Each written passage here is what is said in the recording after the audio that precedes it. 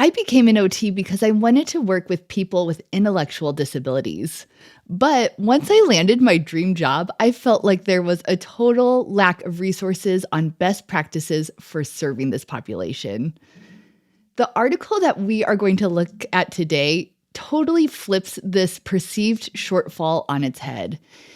In the author's quest to find evidence informing OT for adults with intellectual disabilities, the authors were surprised to discover so much research that they eventually turned their review into 3 separate papers.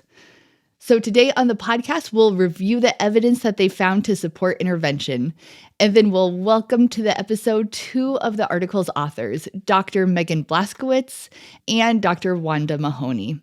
Together, we'll unpack what all of this means for your OT practice. So let's dive in. Welcome to the OT Potential Podcast, where we review new and influential OT journal articles, then invite on expert guests to help us pull out actionable takeaways that you can implement in your practice starting today. Welcome to the podcast. I'm your host, Sarah Lyon, OTRL. And before we dive into this big topic of OT for adults with intellectual disability, I wanted to let you know that this podcast may qualify as continuing education for you. You are probably listening to this podcast on a free podcast platform. But to gain CEU credit, you will need to be a member of the OT Potential Club, our OT continuing education platform. Bearing in mind that this could count as a CEU course, I wanted to state our 2 learning objectives so you can be thinking about them throughout the podcast today. Our first learning objective is you will be able to identify evidence-based OT assessments to utilize with adults with intellectual disabilities. Our second is you will be able to recognize evidence supporting intervention strategies, again, to utilize with adults with intellectual disability. So let's begin by looking at our journal article, and then I will patch Wanda and Meghan onto this podcast. The article that we are looking at today is called Evidence to Inform Occupational Therapy Intervention with Adults with Intellectual Disability, a scoping review. It comes to us from the American Journal of Occupational Therapy, and it was published in 2021. For members of the club, I do have this review written out for you if you want to log in to reference it later. We're definitely going to go through a lot of information here at the top. So the article begins with this big picture introduction to OT for adults with ID or intellectual disability. In 2019, 3 of the authors of this paper wrote another paper that was titled OT Therapy Practice for Adults with Intellectual Disability. What more can we do? In it, they argued that the OT profession must do more to meet the specialized needs of adults with intellectual disability. They build on this idea in the intro to the current article, explaining that to ensure the most effective and efficient care, OT practitioners must use literature to inform ethical and evidence-based intervention for this population. And while there have been previous reviews on this topic, these reviews only focused on certain aspects of OT delivery, which leads us to the need for this current article. So what was the intent of this scoping review? The purpose of the review was to summarize the literature informing occupational therapy intervention for adults with ID, and then categorize this evidence by occupational performance outcomes from the OTPF, or the OT practice framework. Due to the unexpectedly large amount of literature discovered in their initial search, the team narrowed their focus to intervention only. And eventually 2 subsequent papers were published, one exploring OT assessment and another offering a secondary analysis on technology for adults with disability. So what were their methods? Articles were included for review if they were published in English between 2002 and 2018. And 2, if they were published in a peer-reviewed journal, and 3, if they included content about people ages 18 or older with primary or coexisting ID. So with that age range, I do want to highlight, even though this article is about adults, it definitely hits on the end of those school-aged years, and we'll talk about that a little bit more in our discussion today. And lastly, 4, the article was included in their search if it involved information relevant to OT practice. So 159 articles met the original criteria for inclusion. The current review focuses on 57 articles that were coded as relevant to intervention. So what were their results? Of the 57 intervention-focused articles, 66% were published in journals that were not specific to occupational therapy, such as research in developmental disabilities. The articles were grouped by their outcomes of focus. There is a handy table in the article where you can reference all the articles by category. And for our purposes today, I'm going to go through the high-level takeaways for each outcome section. And if you are a member of the OT Potential Club, I'll actually list out all the articles for you to scan through and click into if you want to dive in deeper. But for the podcast today, we'll just stay very high level. So the first outcome that they grouped articles into was activities of daily living. 22 articles focused on ADL performance, and it was the most common intervention outcome. Staff training and technology training were the most common strategies for improving ADL performance. Habilitation approaches such as client education and practice were also effective in enhancing ADL skills. The second broad category was employment. 18 articles focused on employment. Strategies utilized during intervention included prompting, group skills training, practice, environmental modification, video modeling, and technology training. The next overarching category was leisure and social interaction. Specific leisure and social interaction outcomes included improving relationships between adults with ID and their caregivers, and 2, increasing participation in leisure activities such as gardening or computer games. Common strategies in this section included sensory strategies, technology training, and specific activities like a horticulture program. The next broad category is community participation. 6 articles were related to community participations. Outcomes included traveling in the community, navigating service systems, and engaging in activities outside the home. Strategies included program classes, staff training, and technology applications. And last in their broad categories was inclusive therapeutic process. 4 articles explicitly emphasize the importance of including adults with ID in the therapeutic process. These articles noted that practitioners preferred informal discussion as a means to gather and use feedback for service planning. Focusing on strengths, coupled with coaching community partners, was a recommended strategy for improving self-determination and occupational performance. So headed into their discussion and takeaways, the authors share that this search uncovered much more evidence than anticipated. However, the majority of this research was published in non-OT journals, which may contribute to this impression that there is limited evidence supporting OT intervention for adults with ID. They had 3 specific implications for OT practice that I wanted to highlight today. The first is that OT practitioners need to use the perspectives of adults with ID to ensure inclusive and person-centered care. The next is that OT practitioners have distinct skills to support adults with ID in daily living, and we may need to advocate for our role in promoting their community participation, social integration, and mental health. And the third takeaway is that when searching for OT-related evidence for adults with ID, OT practitioners need to look more broadly and include journals outside of occupational therapy. And in conclusion, this scoping review demonstrates that evidence published in both OT and non-OT journals supports OT interventions for adults with ID. There was so much covered in this article, so many resources, and I definitely left with my own questions of what does this mean for day-to-day practice? And I'm so thankful to be welcoming 2 of the article's authors, starting with Meghan Blaskowitz, who is a doctor of public health and an OTRL. Dr. Blaskowitz works at the intersection of occupational therapy and public health to develop innovative programs and research aimed at closing disparity gaps for youth and adults with intellectual and developmental disabilities. Her research interests include the identification of health education and employment disparities among people with IDD. IDD-related health policy, inclusive post-secondary education, and outcomes research on novel programs for adults with disabilities. And our second guest today is Wanda Mahoney, PhD, OTRL, FA, OTA. Dr. Mahoney's clinical interests focus on fostering participation with children, youth, and adults with intellectual and developmental disabilities in home, school, and community settings. Her research involves interpreting and enriching occupational contexts through two lines of scholarly activity.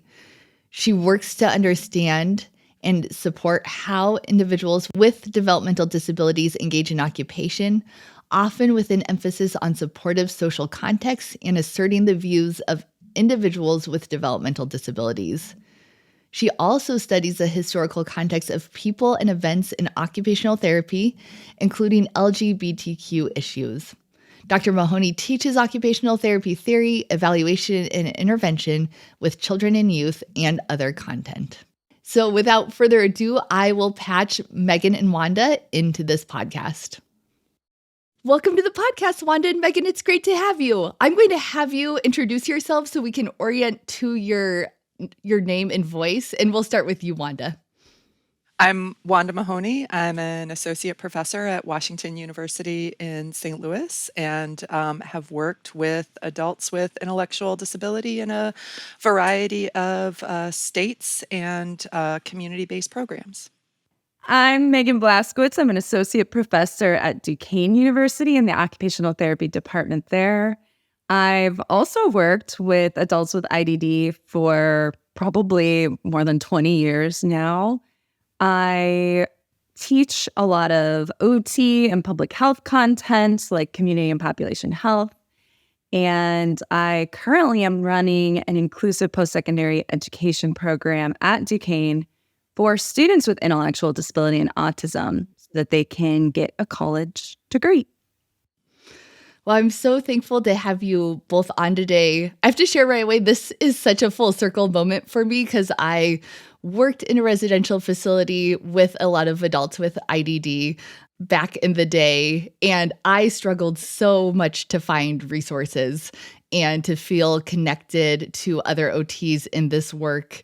So looking at this paper, I'm like, this is a paper that I was looking for 10 years ago. I'm so thankful that it's out there and to have both of you on to share about it today.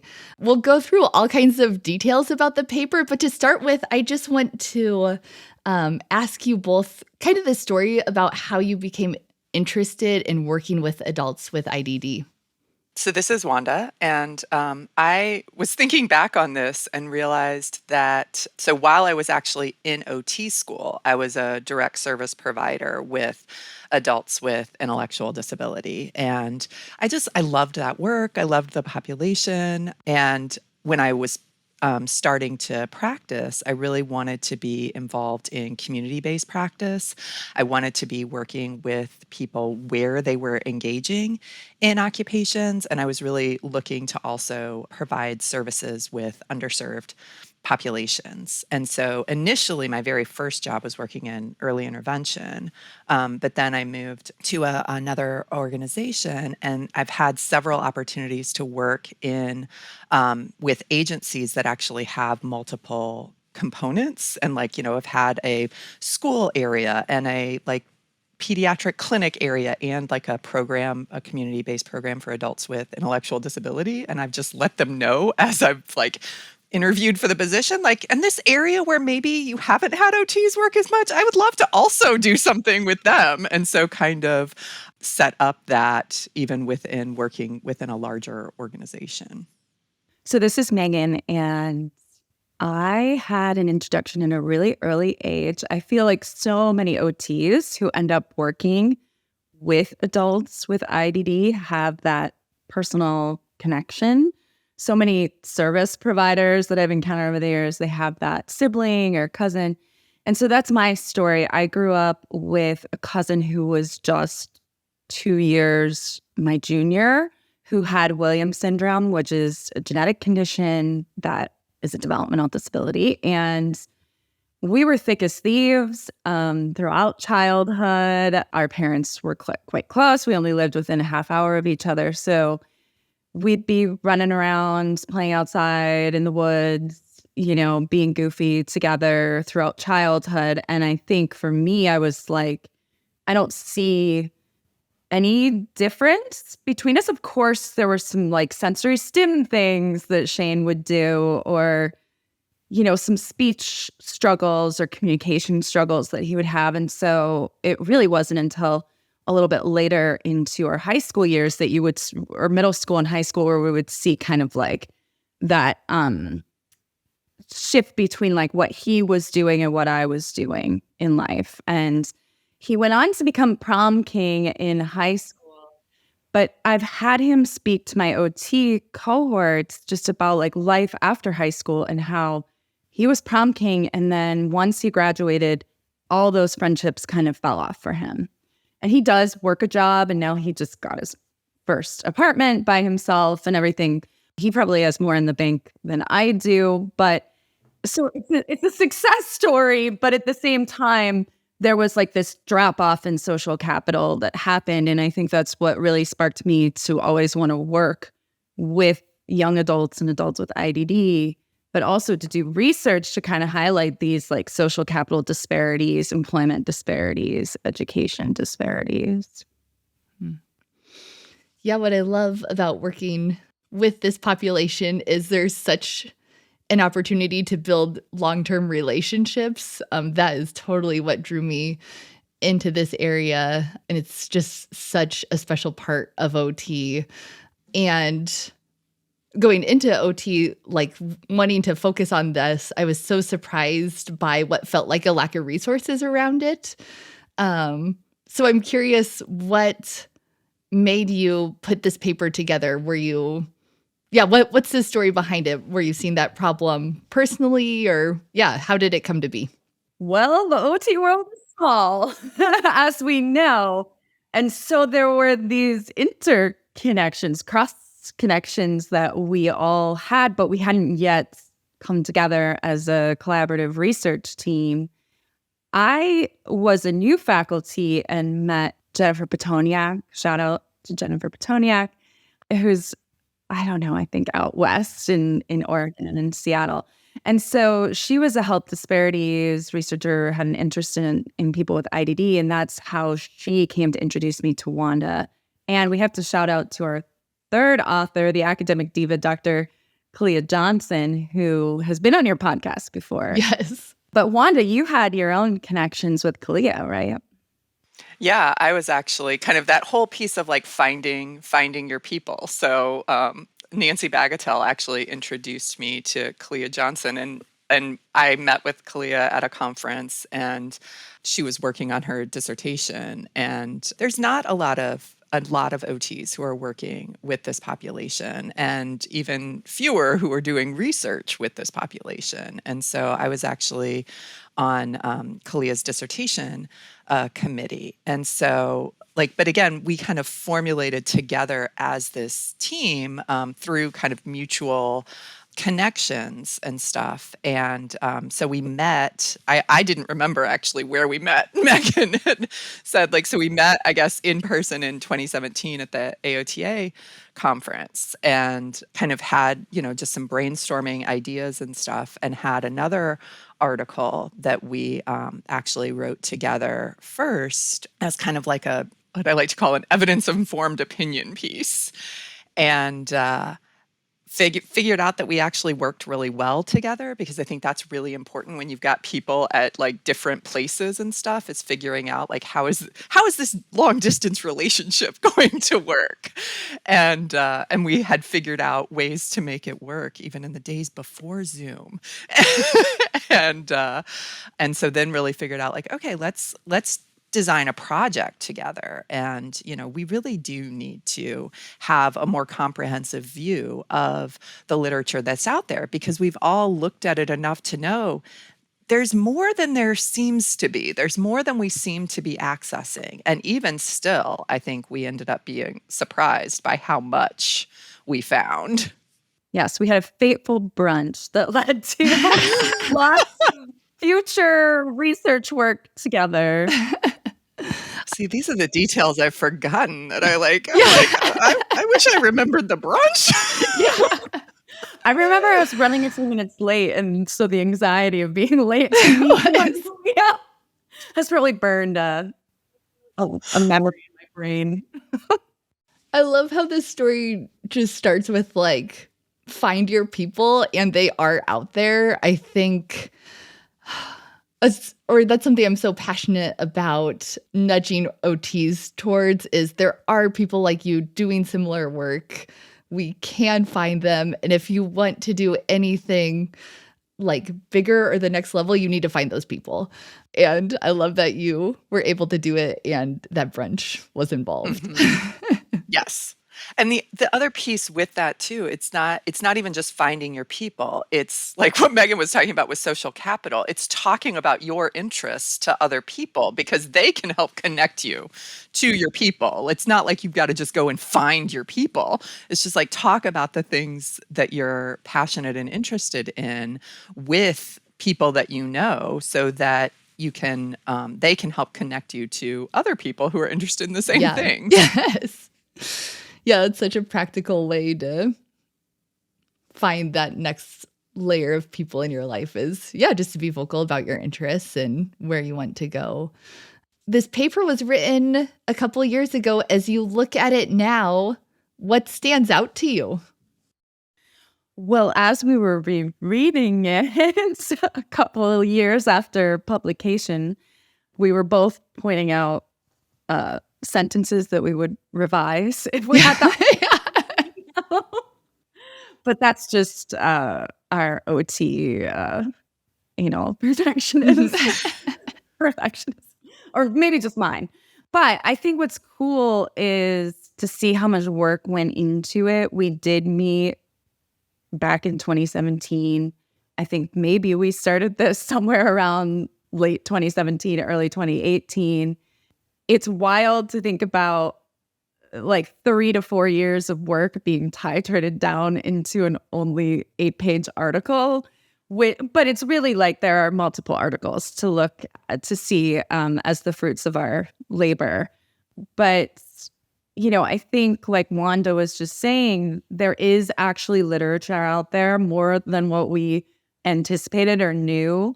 And so when we embarked on the scoping review, we thought we would pull, I don't even know, like maybe a couple hundred or 1,000 articles. We ended up finding 3,400 articles once you kind of like screened them out and did, looked at them for inclusion criteria for your research question. It titrated down to like 500. Then we did extraction with 159 articles. But Right, but I just have to just amplify. Like, so we read over 500 articles. Yeah, that's a lot of articles. Really, that's a verbal exclamation point. Yeah. Yes. It was like we were on each other's calendar for probably 3 years to collaborate together on a weekly like basis. every week.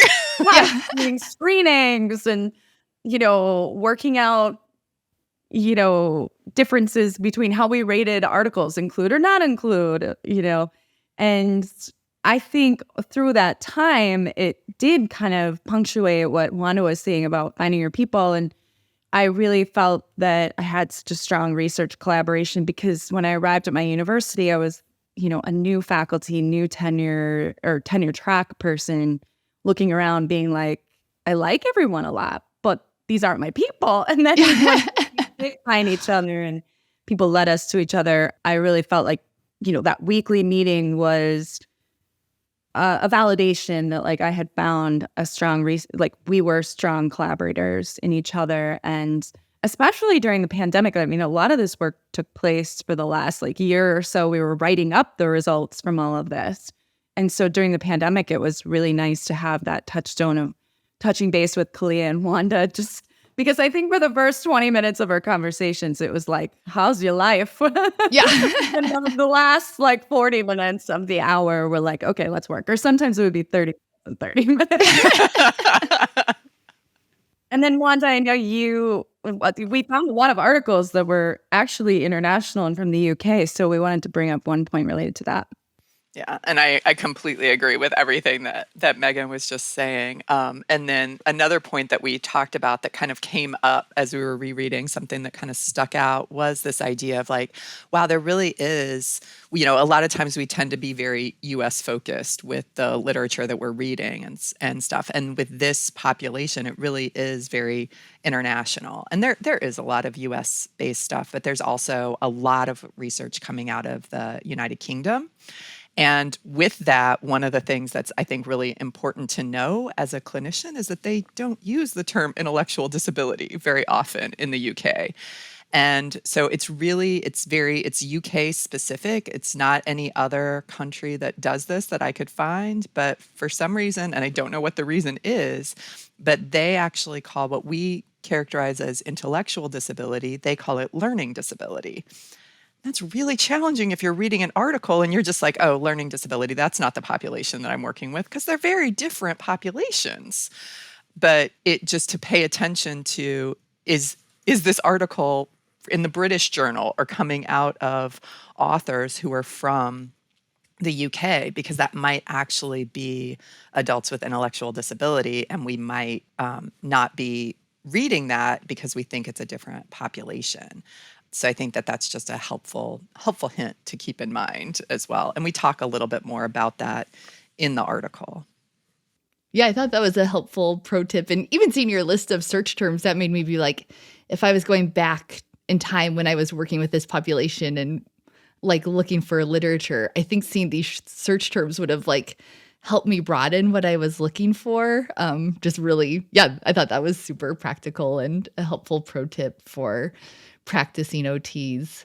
I wanted to kind of just talk through the practical implications for OTs from this research and start with more of a like big picture theoretical question.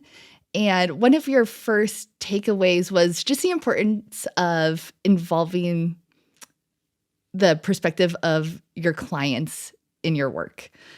I was wondering if you could just say more about this. This was something that like was a main takeaway, but wasn't elaborated on a ton in the article. Like what does that mean? Is that like involving our clients more in assessment? Yeah, what does that mean to you both? Yeah, and so I think that we talked a lot about this. I think this is a big passion of all three of us. But this idea of really doing therapy with our clients, and that so we're supporting participation with people with intellectual disability, and really thinking about doing with people is another way to conceptualize client-centered practice. So my background is a lot more with folks with more severe disabilities who may have difficulty like verbally sharing their perspective and stuff. And so a lot of times we are getting a lot of information from caregivers. And the thing that I would challenge us to consider is that we still have to get the client's perspective. The caregiver perspective is important and we need that, but that's not enough. And so we also need to be doing whatever it is that we need to do in order to find out the client's perspective. And, again, that might be asking the questions in different ways, providing ways for them to answer, but also really like listening to them, like in terms of what are they showing us? What are they showing us is important to them? What are they showing us are things that they enjoy, and those kinds of things. The other piece of that, so I think there is an important component of it with assessment, but this article was about intervention. And the piece of that I think sometimes can get disconnected is even if somebody's like, okay, yes, I will check that box and say like, yes, I've gathered information about what's important to the client and like, how am I providing supports for them to share that information. But really then how do we incorporate what's important to them in the intervention plan? And not as rewards for them doing what we're working on doing, but really as part of what we're working on. Like, how is it that we are addressing the things that they're concerned about and the things that are important to them. And I really see this as like a combination of like a strengths-based approach as well as client-centered practice. And really thinking about, again, for some folks who may not be able to provide that information verbally. And again, some folks with IDD absolutely can. And so it's just a matter of asking the question in a way that actually requests an answer and then potentially providing a mechanism for them to share that information. And also like watching for how do folks show active engagement and really using that as a way to make sure that everybody's seeing what you're seeing and that like so that we're all on the same page and we know this is what we're looking for. This is what we're trying to support. How can we all work together to make these opportunities happen? Because so oftentimes this is, when we're working with this population, it's not just us working with the client. We're working with the caregivers. We're working with other service providers. We're working with the people who are with them on an everyday basis. And so we're, in addition to gathering that information, making sure that we're using it in the intervention to inform the goals and the therapeutic activities, and that we're continuously gathering and refining our understanding of that information. Kind of related to this is, I think, really thinking about self-determination.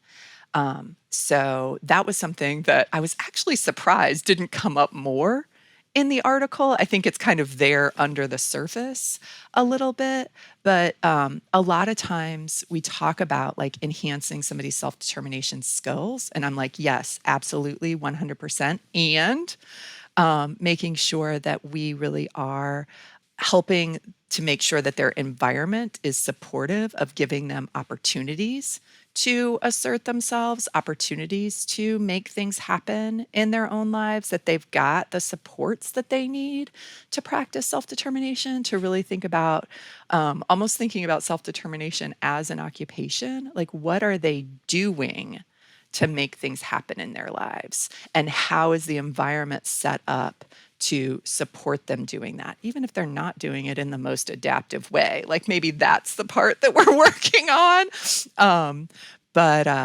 Yeah, that was my very long-winded response that I get a little passionate about.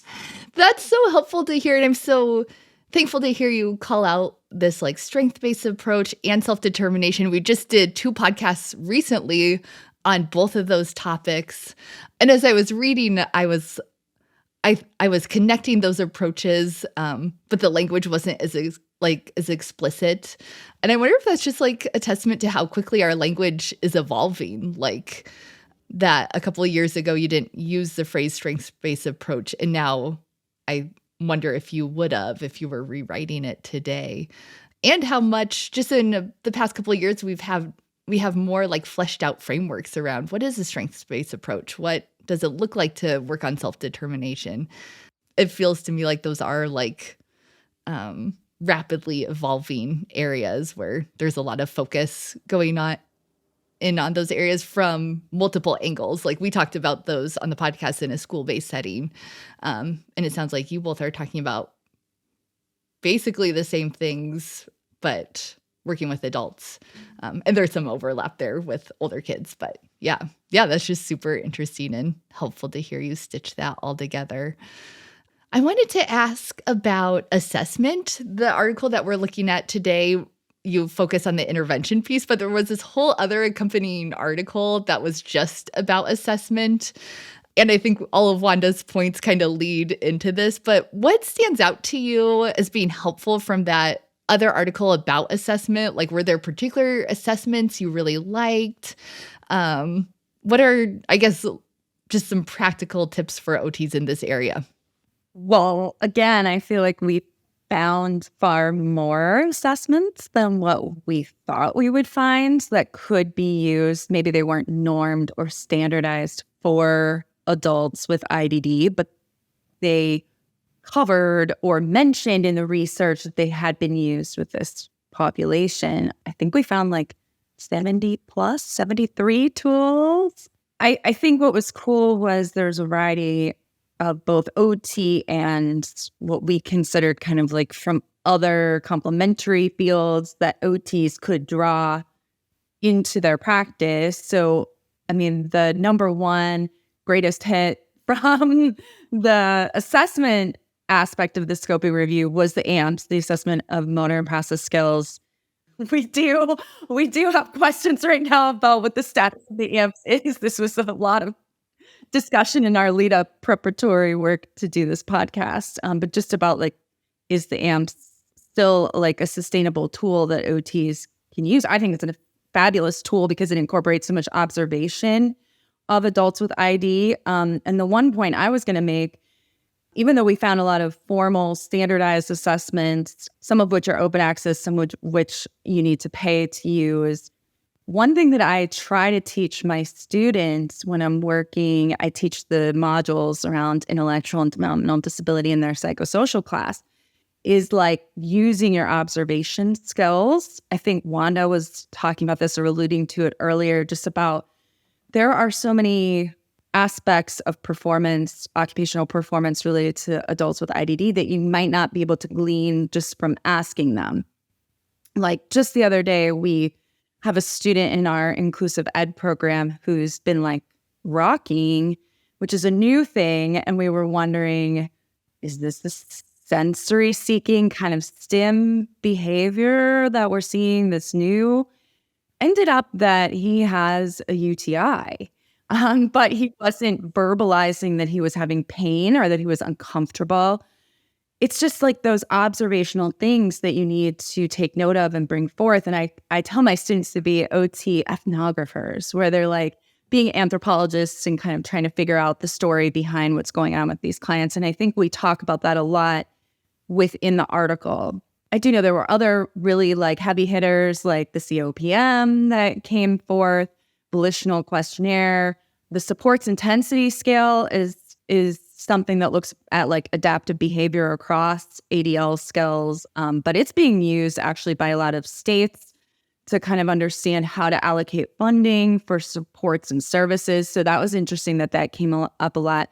And then there is a whole range of self-determination tools that are actually a little bit more open access that OTs can get and bring into their assessment, to their IEP planning, to their planning with adults, like the self-determination inventory, the ARC self-determination scale, the AIR self-determination scale. To my knowledge, I've been able to get all of those online.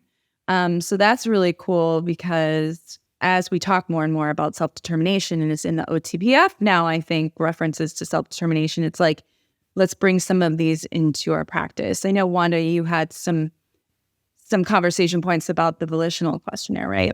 Yeah, I think just kind of amplifying what you were talking about those observations pieces is I think that even if like worst case scenario that AMPS is no longer like available as a like training certification process, they do still have a book that they published a couple of years ago about kind of using the motor and the process skills as a structure for observation. And the volitional questionnaire is similar to that. I'm going to apologize to the authors and say, I'm sorry, it's a horribly named tool because most tools are like really indicative of what the tool is assessing and how potentially it's assessing it. So you would think like volitional questionnaire, well, this is a questionnaire and it's not. I remember the first time another therapist who worked with adults with intellectual disability shared it with me. And I was like, well, I'm not going to be able to use a questionnaire tool with the folks that I'm working with. This isn't going to help me. She's like, no. It's an observation tool. Like, and it's giving you this set of behaviors to watch for, that's showing you how motivated are they to do this task and what are the characteristics of this task. And so you can really compare what are the characteristics of the task when they're showing a lot more motivational behaviors and what are the characteristics of the task when they're showing less motivational behaviors. And I was like, oh, well, that'll be useful. Yeah. And so I think with the assessments to really think about, who are you getting the information from? Is it from what the the person with intellectual disability is doing. Is it, what they're telling you? Or is it somebody else's perspective, which I'm not negating. That's important as well. But just those are all different information. And it doesn't even like the fact that there's no such thing as those contradicting each other. They're just different perspectives of what's going on. And you need all of those in order to address concerns. Mm-hmm. I think one more thing, as you were talking, Wanda, I was thinking about person-centered planning and the value of occupational therapists getting certified or taking courses on person-centered planning, because you do bring together, it's a focus on the individual and their voice, but you do bring together the people that are most valued by them in their life, their teachers or their OT or their parents or their close family and friends. And so you establish guidelines up front that it's all about the person and we default to their voice. But let's hear what other people have to say on what this person's strengths and needs and wants are and what their goals are. And I don't know if I see it utilized enough in like daily practice. I know some of the certifications to do person-centered planning, like personal outcome measures or PATH or MAPS, like they require a pretty in-depth community or continuing ed time and commitment and cost. But there are new tools like Charting the Life course that you can access online for free. Of course, learning how to use the tools, I think it's about $600 or $700 course. But the tool itself, there's a whole suite of worksheets and assessments that you can bring in to practice that are online for free. Yeah, this was just such a helpful part to me of this research. I was spending time with all the assessments last night, and I was like, you probably won't use all 73 in your practice, but if you go through, they're going to help you think about these different categories from which you can think about assessment, these systems approaches, these observation skills, self-report from the client. Yeah, just getting familiar with all the different ways that you can be collecting data. And ultimately, that's leading you towards setting these collaborative goals. And I love hearing how that person-centered planning is like a certification we can get. That's new to me. And yeah, I'm definitely going to link to everything that you mentioned in our show notes for people, because I know there's a lot to follow up on there. So that's kind of the assessment piece of this research and of OT practice. I wanted to talk about intervention. That was the focus of the article. There's so much there, but what do you feel like are a couple of the things that could be immediately applicable for OTs from this? How can we improve our intervention with this research? So I think that the article we have is like really organized according to the outcomes.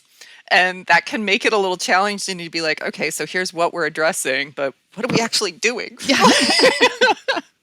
And so we do also talk about the intervention strategies that were in the articles. And so we talk about those within each section as well as in the table at the end.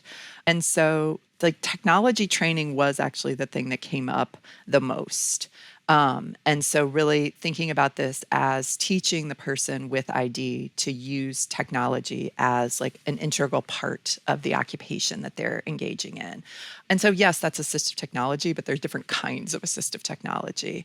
And this also was a lot of what we would almost think of as like everyday technology these days, so like using GPS in order like for community mobility, using like transportation app to figure out how to use public transportation, how to use the computer for surfing the web or doing social media or whatever it is, applying for a job, whatever it is that somebody wants to do with the computer, as well as like virtual reality as like leisure activities. So like these different ways of teaching people technology that really is like using the technology as part of the occupation.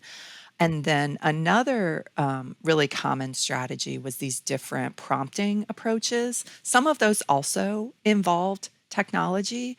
And so like how to set up, you know, what like now we look at and know that like, okay, well, so they were doing like iPod touch back in the day and these articles that we read are even precursors to that. And so some of this stuff, is pretty integrated into phones now, or, an iPad or something like that. How to, doing video modeling is a heck of a lot easier now than it was 5 years ago. So figuring out like the different kinds of ways to set up those prompting, but also like things that might be really low tech, like, having picture supports, like for steps of an occupation, like where that occupation's happening, having little picture reminders to wash your hands before you leave the bathroom, stuff like that. So the other more non-technology based things that I think were really important is what we called occupational training. So really thinking about it from a teaching and practice doing the occupation and really figuring out what is necessary for the person with intellectual disability to do this skill. Like how might we need to grade the occupation to match their skills and help to improve their skills. And there was a lot of that for ADLs and IADLs and also work related skills. And then another really important key area of intervention was staff or caregiver training. And so really thinking about a lot of folks may not be independently doing a lot of tasks.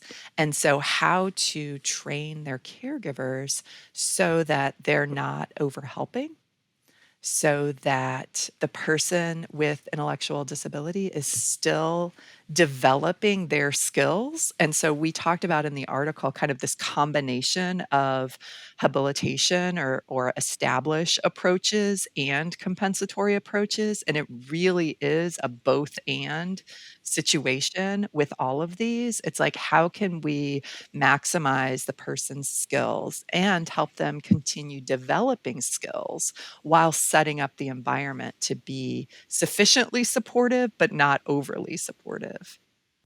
I just wanted to throw in, and I don't know if I even talked with you guys about this before while we were planning for this podcast, but I think I was super happy to see that employment and social and leisure kind of rose to the top of where most of the articles were clustering around in the outcomes of what we were researching. So of course, ADL and IADL, like that's a lot of our bread and butter. So that was like our number one most identified articles were related to that outcome. But especially in the areas of employment and social and leisure, I was finding that it was a lot of what Wanda was discussing, like prompting for success at your job or prompting as you learned a new job. I would love to see, I mean, this is probably implications for the future, but some of the articles, if we were to repeat this scoping review now and kind of scope 2018 forward, I wonder if we would see more articles around just how do we support people getting inclusive employment or doing inclusive social and leisure opportunities in their communities.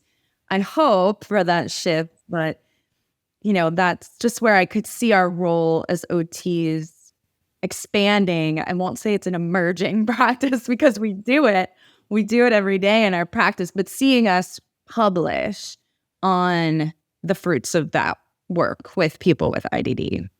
Mm-hmm. And I just would say also, I think the other kind of category that we talked about was kind of just broad community participation. That idea of like really getting out and being involved in the local community. And so that whole like aspect of inclusivity is like right there with that. Mm-hmm. Yeah, I was curious, or you're tugging on a thread I was really interested in, this call to have a more inclusive practice. What do we practically need to do as OTs to do that? Are you talking about confronting ableism in ourselves? Are you talking about what we're focused on? What do you want to see us doing? I think that would be great as compared to ourselves. Because if we think that ableism, like that our profession doesn't still have like threads of ableism, it 100% does. I mean, I was just reviewing some student work yesterday. And I love my students. I think they're fabulous and they're really embracing aspects of inclusion that I haven't seen in like my generation. But, it was like a proposal for AOTA conference was written and it was like developing college readiness skills in students with IDD. It's like, maybe it was just a way that it was written in kind of like a passive voice, but it's like, no. We as OTs, we're not giving them these skills. Like we're fostering or supporting them to kind of build their skills. I don't know. It was just like a pet peeve. I was like, let's change the focus to be on the people with IDD, not that we're like blessing them with these abilities and occupational skills, But I think Wanda kind of covered some of this a little bit earlier. Just for me, building a more inclusive practice is like centering the person, titrating out the voices of the parent, the staff, you as the OT, what you'd love to see them be able to do and what they actually want to do. And this is really tricky, I think, for students, but still for me as an OT with 20 years experience, like I'm hearing what people are saying, that maybe they want to work or that they don't want to work. And a lot of our students are doing community engaged learning or field work in day hop programs. And just the other day, a couple of my students were like, it's not what I thought it was going to be like. And I'm like, well, a lot of places are still kind of congregate in nature, not really inclusive. And they said that they were doing an occupational profile for a gentleman with Down syndrome. And he was like, no, I'm good with this. I'm happy with being here at this day program and not really getting out of the day program into the community and not working. And that could truly, maybe that is what we need to listen to and just stop there. But I also remember as I went through a lot of my person-centered planning certifications, like you need to dig a little deeper and see, they call it the 3 E's, like how much has this person been educated in the choices? How much have they been exposed to or had experiences in these areas? Like, have they gotten out into the community of Pittsburgh? Have they tried on different social or leisure activities? Have they tried volunteering or a part-time job or a seasonal job or anything? If the answer to all those questions is no, maybe they don't have enough information to make an informed choice.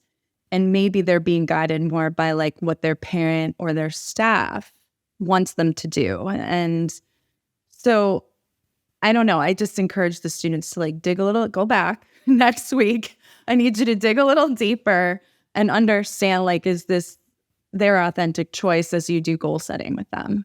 And I think there's a lot of like formalized ways that we can get at that. We already mentioned person-centered planning. And I definitely think this is something that needs to happen much earlier. I would love to go back and hear what Dora had to say about fostering self-determination in middle schoolers. I would say even like maybe even earlier, because if I talk about it with toddlers. Like I always give my students the barometer, like when did your parents start asking you what you wanted to be when you wanted to grow up or what you wanted to do when you left school? I don't know. Maybe my mom was just a super planner lady, but she started asking me early and I'm a librarian. But there's something called self-directed IEP planning that we talk about all the time in the literature. But I don't know that it's like extending always into the workforce. And so that's another thing to kind of collaborate not only with each other as like academics and researchers, but let's see if we can bring like school-based therapists into the mix and hear their perspectives and what they're incorporating to try to foster some of this inclusive practice from an early age. Yeah, and I'm just going to jump on something related to that, is that I think that it's really important for OTs to look at the special education law, like if they're working in school-based practice, and really know what it says about transition planning, because there's stuff in there specifically that the perspective of the youth has to be accounted for. and that this is a place for like OT to really make a contribution, I think, with that. And I do think that it's this combination of like a philosophy as well as the practical tools of how am I making this happen. Yeah, I'm hearing from you thinking about how we see our role as an OT and are we always doing therapy with?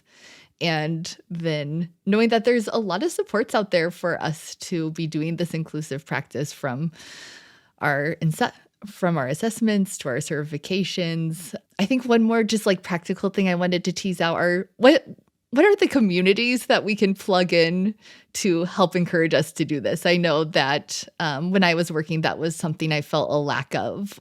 Where would you suggest OTs who are interested in this work to go? I think that in terms of strategies for finding your people as OTs who are working with this population, I think that two places that I've found is actually through AOTA. There's a transitions community of practice, and like they have a pretty active group on the Community platform. And so they're looking at transitions across the lifespan, but that whole transition from high school to adult life is one that like that's a place where a lot of those folks congregate. And I feel like it's also a place where folks who work with adults with developmental disabilities go because they know that there's other people who are with close by age groups kind of thing. And then the developmental disabilities special interest section.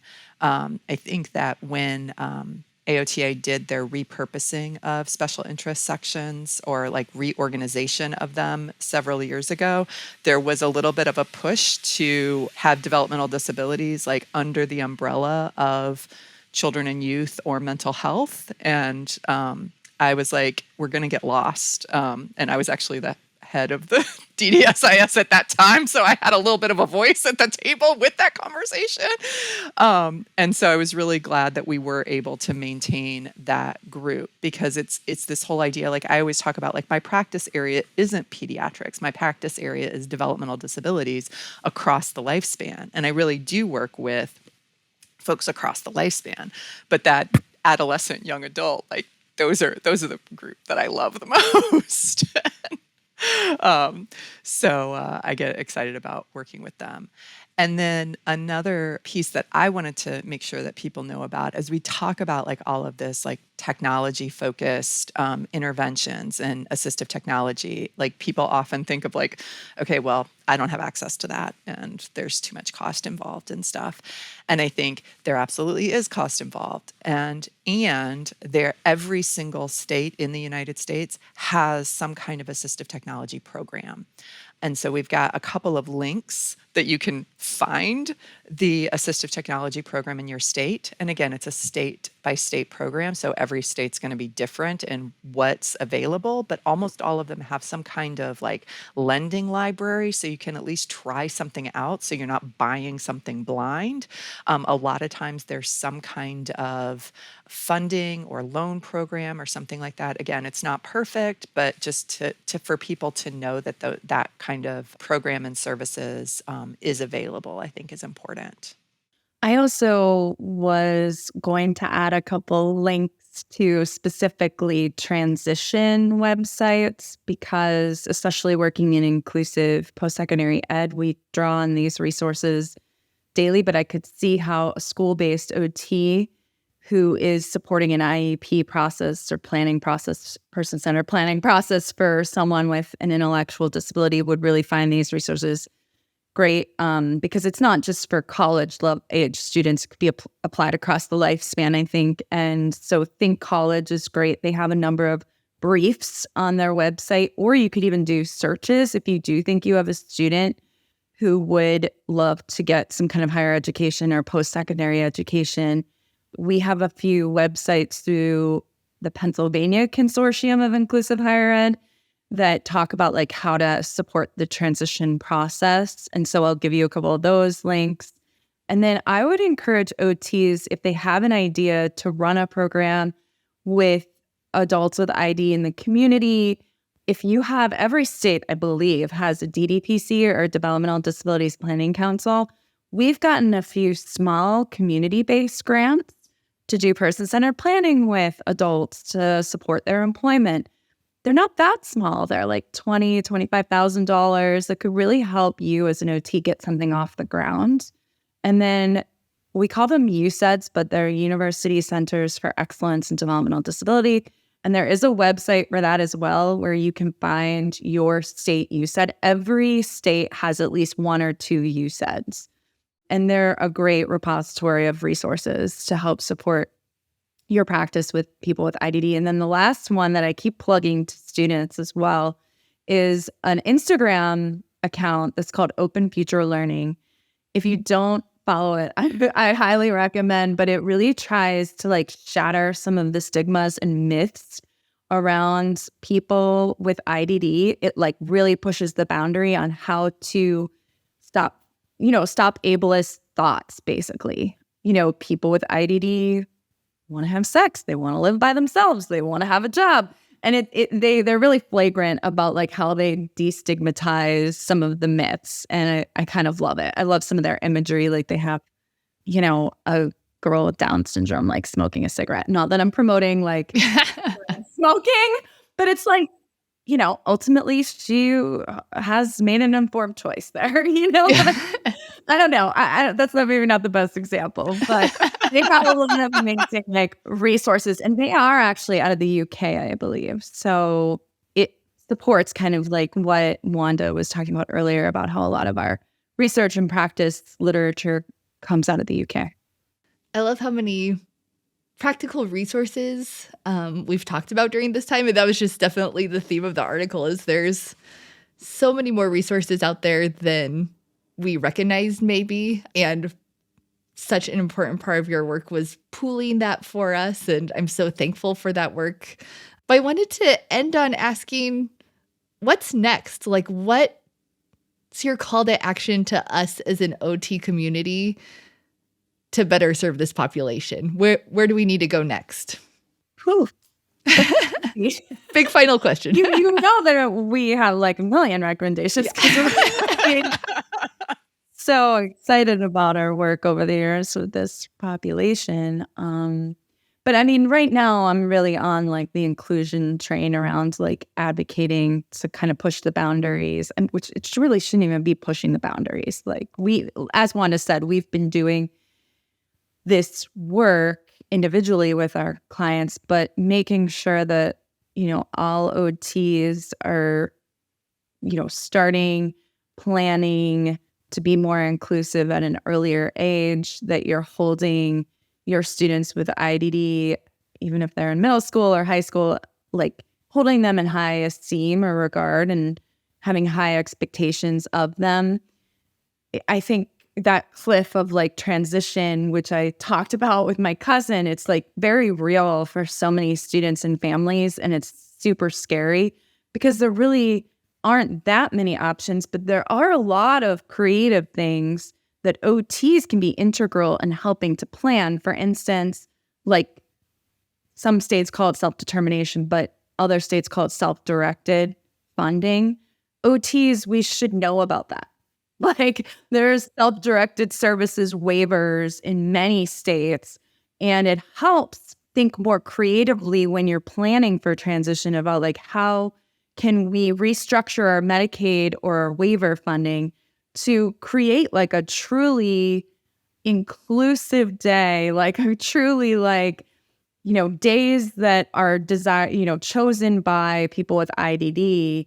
You could have someone working in the community with a job coach support at the job that they really want to do. And so they don't have to necessarily go to a day program if they don't want to, or they don't have to live in a group home if they don't want to. But if we know about these things, we can help make those dreams of like inclusion and work and living more attainable for our clients.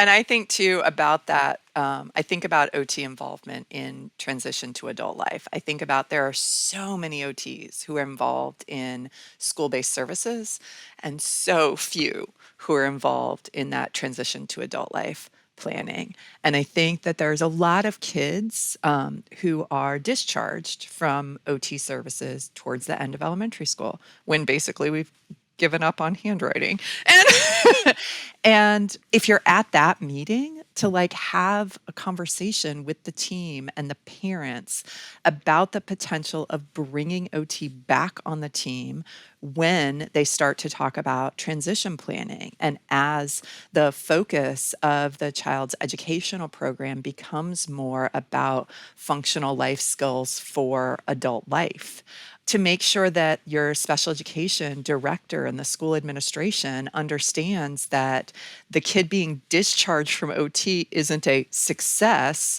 that then bringing OT back on the team is an indication of a problem or a failure. It's like these are not good metrics to use to measure how well your program is working, to really talk about it as, the changing demands of the school program and the need to have a supportive team for that transition planning. I think that that is something that is huge. I've been working with transition planning for a very long time, but recently have been working on it more from the community side and working with a local community agency who does transition related programming for youth and young adults with intellectual and developmental disabilities. And I just think that there is this cliff of services. And I really feel like there's a role for OT within that works really, really well to our skill set. Another piece that we haven't really talked about at all, but I feel like I just have to mention is like this population is aging. There didn't really used to be such a thing as an older adult with an intellectual disability. It's really only been in the last 20 to 30 years that people with intellectual disability life expectancy has extended into older adulthood. And so I think that that's something that we all need to be aware of and to consider about the cognitive and physical decline that these folks might be experiencing. And one of the things to realize that, the OTs who might not be listening to this because they're like, oh, I'm in a phys dis or I'm in a hospital setting or something. It's like, you know what? These folks are going to be your clients as well. They're going to be in those kind of traditional medical settings. And you're going to have to go back to like thinking about like this, you actually do have the skills to work with this population. You just haven't used those muscles in a while.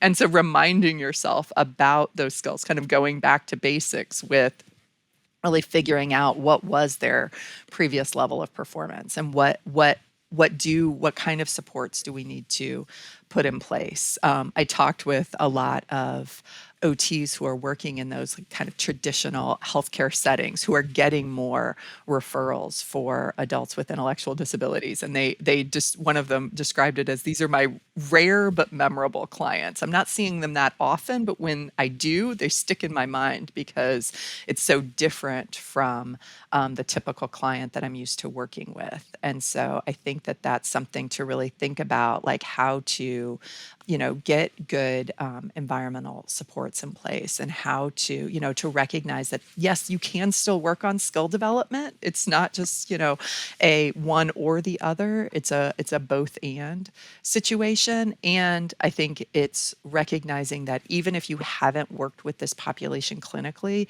that you do have the skills to do it. You just might need to little refresh and remind yourself and reassure yourself that you have those skills.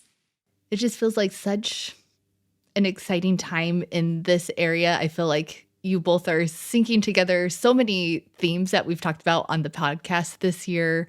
And I love how you've pooled so much for us and gathered so many resources. I know people will have lots of trails to follow after this episode. We'll leave those all in the show notes. But yeah, thank you so much for the work that you've done. I'm so excited for you to round up Kalia and do the next paper for us. It's such needed work and just really feels like it's a like the heart of our profession, what you're all pulling together. So thank you for your work and your time today. Thank you. Thank you for shining a light on it.